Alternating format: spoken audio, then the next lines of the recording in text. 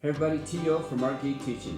In today's video, we're going to look at applying gesso to paper and to canvas. So there's several ways to prep a canvas.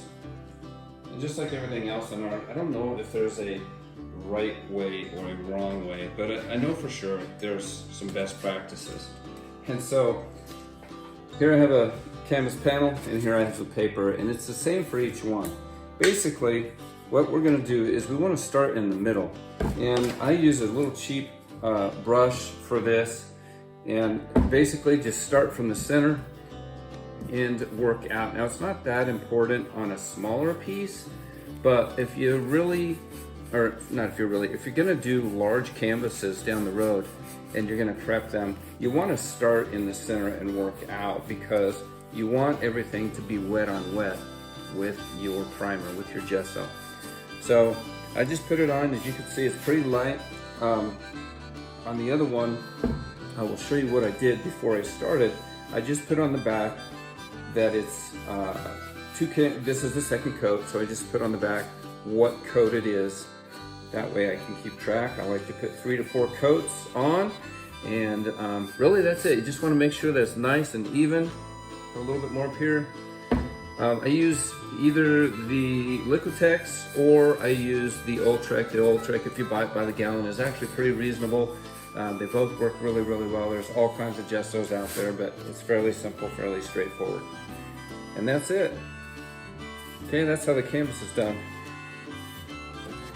Now on the back, I don't know if you can see it or not, I just marked X, and it already has one on it.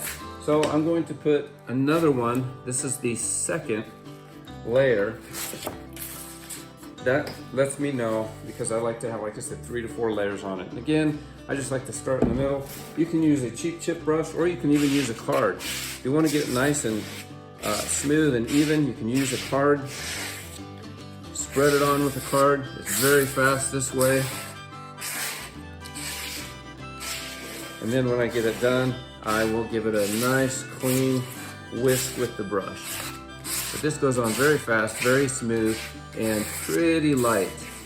So if you like to do several coats on yours like I do, using an old room key or old credit card or whatever is a good use to recycle those. And it's fairly fast, fairly quick and easy. All right, there you go. So the last part with that is, if you're not happy with it, just go over it with the brush, get out any big lines that might be in there, and that is it. I like to gang these, so I'm doing a whole bunch of them, because it, for me, is kind of therapeutic, but if you have a bunch to do, then it gets a little bit boring. But I do, I don't know, 10 or 15 at the same time. That way, when I'm ready to paint, I don't have to worry about it. I just have a bunch that are ready to go. All right, there you have it.